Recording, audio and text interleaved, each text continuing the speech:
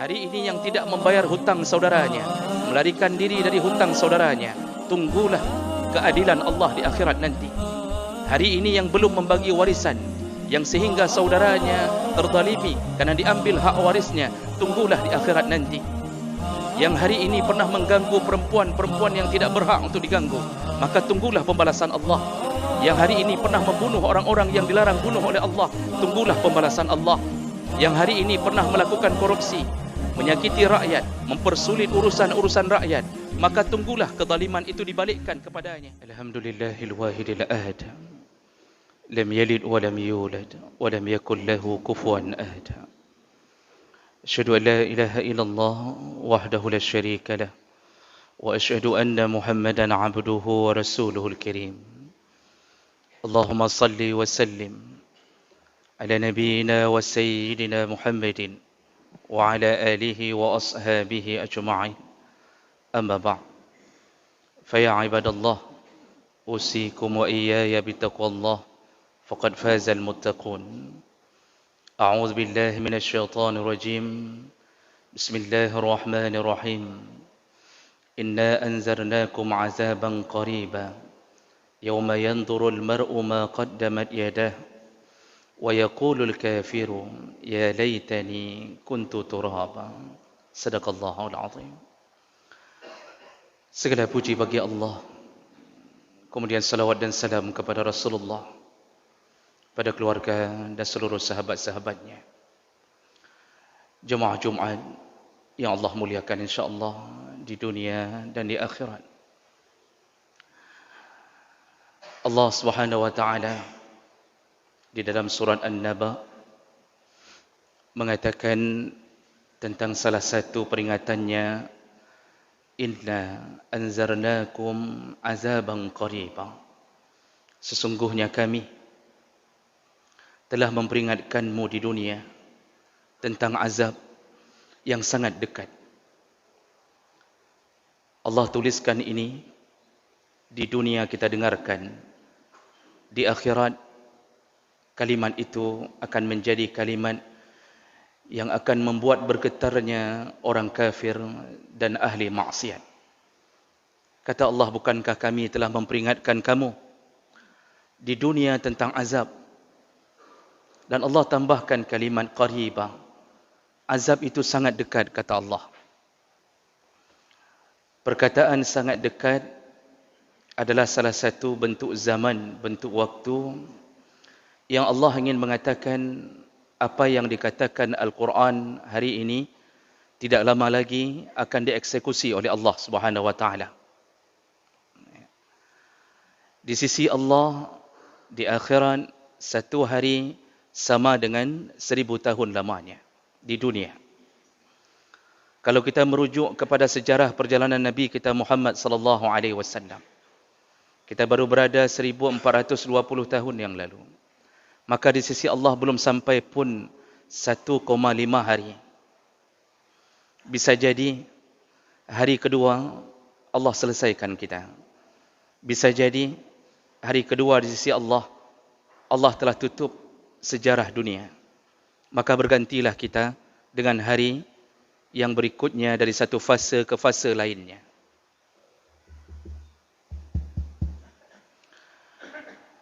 Jemaah melakukan Allah Subhanahu wa taala. Tahukah kita ketika terjadi hari kiamat, maka kita setelah melewati alam barzah, maka kita akan berkumpul di padang mahsyar. Dan ternyata bukan hanya manusia yang berkumpul di padang mahsyar. Seluruh binatang pun dikumpulkan Allah. Allah sebutkan dalam surat Takwir, wa idzal wuhushu husyirat. Semua binatang liar Allah kumpulkan. Semua binatang Allah kumpulkan. Dan untuk apa Allah kumpulkan? Ada apa dengan binatang sehingga Allah kumpulkan? Ternyata pun mereka mengalami hari hisab. Rasulullah sallallahu alaihi wasallam menyebutkan dalam hadis dari Abu Hurairah radhiyallahu anhu, Hadis riwayat Muslim, qala Rasulullah sallallahu alaihi wasallam, la tu'addunna al-huquq ila ahliha yaumal qiyamah. Nanti hari kiamat, semua urusan akan diselesaikan oleh Allah. Semua hak dan kewajiban akan dibereskan oleh Allah. Hatta sampai-sampai kata Nabi sallallahu alaihi wasallam, yuqadu syatu jalha ila syatil qarna. Sampai-sampai kambing yang tidak bertanduk akan diselesaikan urusannya ketika mereka di dunia pernah ditanduk oleh kambing yang bertanduk. Kambing diselesaikan urusannya di atas kezaliman sesama mereka. Nabi mengatakan kalau ada kambing yang bertanduk di dunia pernah menyakiti kambing yang tidak punya tanduk, pernah menzalimi mereka, maka di akhirat dibantu dengan hadis keterangan yang lain riwayat Al-Hakim dan Imam Zahabi mengatakan sahih, Rasulullah mengatakan nanti tanduk yang dimiliki oleh kambing yang bertanduk dipindahkan ke kambing yang tidak bertanduk, lalu disuruh tanduk balik oleh Allah. Berapa kali di dunia dia pernah ditanduk, disuruh balas oleh Allah, balaslah kata Allah. Kalau berdarah, wajib berdarah. Kalau bengkak kepalanya, wajib bengkakkan kepalanya. Tergores kulitnya, wajib gores kulitnya. Sampai selesai kisah sesama kambing. Lalu Allah Subhanahu wa taala mengatakan dalam hadis Al-Hakim itu, summa qal kunu turaban. Selesai satu persatu binatang diselesaikan. Di hari kiamat segala kezaliman, lalu Allah mengatakan, wahai para binatang, jadilah engkau tanah. Maka semuanya menjadi tanah. Ketika kejadian itu terjadi, orang-orang kafir yang memperhatikan bagaimana cara Allah mengadili para binatang, disitulah orang kafir mengatakan, yaqulu ya laitani, yaqulul kafir ya laitani kuntu turaba. Ya Allah, seandainya kami pun bisa menjadi tanah. Kenapa mereka mengucapkan itu? Kenapa mereka berangan-angan menjadi binatang? Padahal dulu di dunia binatang lebih hina. Binatang yang jadi hewan ternak mereka. Binatang yang kita tunggangi. Binatang yang kita pukuli. Binatang yang kita jadikan hewan bajak. Tapi kenapa waktu di akhirat semua orang ahli maksiat dan orang-orang kafir bermohon kepada Allah, seandainya kami bisa jadi binatang. Bermohon untuk jadi binatang. Karena takutnya dengan siksa neraka. Di padang mahsyar, Allah nampakkan lebih dahulu neraka Allah. Waji'a yawma idzin bi jahannam. Allah nampakkan neraka ketika kita berbaris dalam keadaan berdiri sesuai dengan amalan masing-masing, tapi semua kita berbaris dalam keadaan tidak bersandal, telanjang, tidak berkhitan, kata Rasulullah. Lalu didatangkanlah neraka Allah. Dan neraka itu, kata Rasulullah dalam hadis riwayat Bukhari Muslim, ditarik oleh 70.000 rantai. Neraka ditarik oleh 70.000 rantai. Lalu kemudian di setiap rantai berdiri 70.000 malaikat. Satu rantai berdiri 70.000 malaikat. Kalau dihitung jumlah malaikat yang menarik neraka Jahannam, 4.900.000.000 malaikat. Hanya untuk menarik neraka Jahannam, belum neraka yang lain. Jemaah melakukan Allah. Disitulah Allah mengatakan, wa min waraihi jahannam. Di belakang mereka hadir Jahannam. Padahal Jahannam tidak hadir di belakang. Jahannam hadir di depan. Kenapa Allah mengatakan di belakang? Karena mereka memalingkan semua wajah mereka untuk tidak melihat Jahannam. Saking dahsyatnya siksa Jahannam, dilihat saja menakutkan. Maka jemaah melakukan Allah, berhati-hatilah.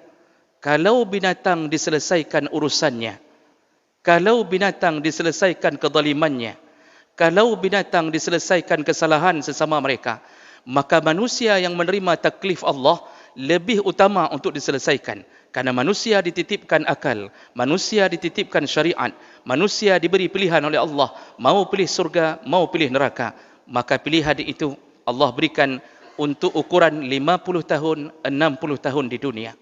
Maka inilah nasib kita sekarang kita taruhkan di dunia. 50 tahun, 60 tahun inilah kita perjuangkan nasib kita. Apakah kita akan bermohon jadi binatang atau kita termasuk golongan yang beruntung di akhirat nanti? Jemaah berkat Allah. Orang kalau memikirkan tentang hadis kehidupan binatang di akhirat, yang mereka tidak ada syariat, mereka tidak punya akal, hanya gara-gara menyakiti temannya, dibereskan urusannya oleh Allah, maka sungguh mereka akan takut kepada Allah Subhanahu wa taala. Mereka akan takut melakukan kezaliman, baik zalim pada agama maupun zalim pada orang lain maupun zalim pada diri sendiri. Maka oleh karena itu Allah tadi mengatakan inna anzarnakum azaban qariba. Berhati-hatilah, kami telah memperingatkanmu di dunia dengan azab, dan itu waktunya sangat dekat, kata Allah, sangat dekat. Ini kita tinggal di zaman yang hampir 90% tanda-tanda kiamat kencil semuanya muncul. Ketika Rasulullah sallallahu alaihi wasallam menyebutkan tidak akan terjadi kiamat, la taqumus saah, tidak akan terjadi kiamat sampai muncul beberapa tanda. Itu dalam hadis-hadis yang berbeda. Di antaranya Rasulullah mengatakan yataqarabuz zaman, waktu berputar begitu cepat. Cepat ini kita rasakan seakan-akan kita tidak sempat untuk beramal. Baru kita tinggalkan Jumat, hari ini kita telah menemui Jumat. Baru kita tinggalkan Ramadan, hitungan 2 minggu yang akan datang kita akan bertemu kembali dengan Ramadan. Cukupkah amal kita? Kita tidur, bangun di pagi hari, sudah sampai waktu malam lagi. Jemaah melakukan Allah. Dan Rasulullah mengatakan, banyaknya terjadi gempa, kasratul zalazil, dan tercatat gempa di mana-mana. Lalu banyaknya terjadi al-haraj, pembunuhan di mana-mana. Dulu di masa Nabi, pembunuhan pun ada. Tapi pembunuhan yang terjadi adalah membunuh di atas yang hak. Nabi membunuh orang-orang kafir harbi yang memerangi Rasulullah. Ratusan orang kafir terbantai, tapi di atas kebenaran. Hari ini siapa yang dimaksud membunuh? Saudara membunuh saudaranya, kata Rasulullah. Keponakan membunuh pamannya, paman membunuh keponakannya, suami membunuh istrinya, istri membunuh suaminya. Lihatlah sekeliling kita. Semua tanda muncul. Munculnya Ruwaibidah, kata Rasulullah, menjadi tanda akhir zaman, yaitu orang-orang bodoh jadi pemimpin. Orang-orang bodoh bicara tentang urusan-urusan agama, padahal dia sendiri dalam kesesatan. Lalu dia buatlah kebijaksanaan yang sesat.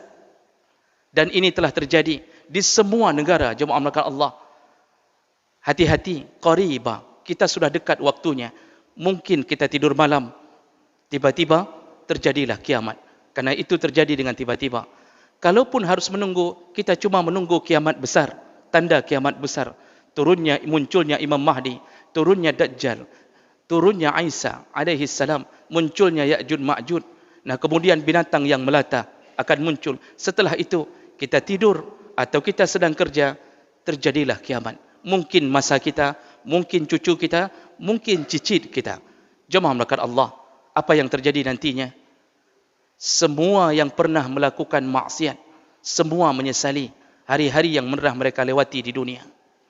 Semua yang pernah menzalimi orang lain, maka Allah akan luruskan semua urusan. Hari ini yang tidak membayar hutang saudaranya, melarikan diri dari hutang saudaranya, tunggulah keadilan Allah di akhirat nanti. Hari ini yang belum membagi warisan, yang sehingga saudaranya terzalimi karena diambil hak warisnya, tunggulah di akhirat nanti.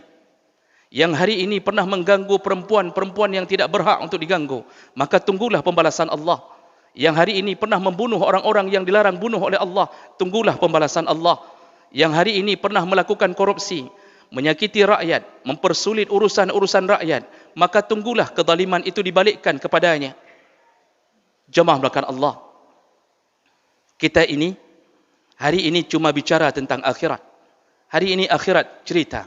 Tapi nanti ketika dibalikkan dunia, maka dunialah yang menjadi cerita. Kita akan bercerita, untung kita berada di masjid-masjid Allah, untung kita mengikuti pengajian, untung kita tahu halal haram, untung kita tidak memakan riba, untung kita tidak menjadi nasabahnya, untung kita tidak menjadi rentenirnya, untung kita tidak pernah melakukan kezaliman. Itu cerita nanti. Hari ini kita berharap kepada Allah, semoga kita lebih mulia daripada binatang di akhirat nantinya. Jemaah mulakan Allah, banyak ayat berulang-ulang Allah katakan, kullu nafsim bima kasabat rahinah. Semua orang nanti bertanggungjawab terhadap apa yang dia lakukan nanti. Makanya berhati-hatilah melakukan kezaliman terhadap orang lain.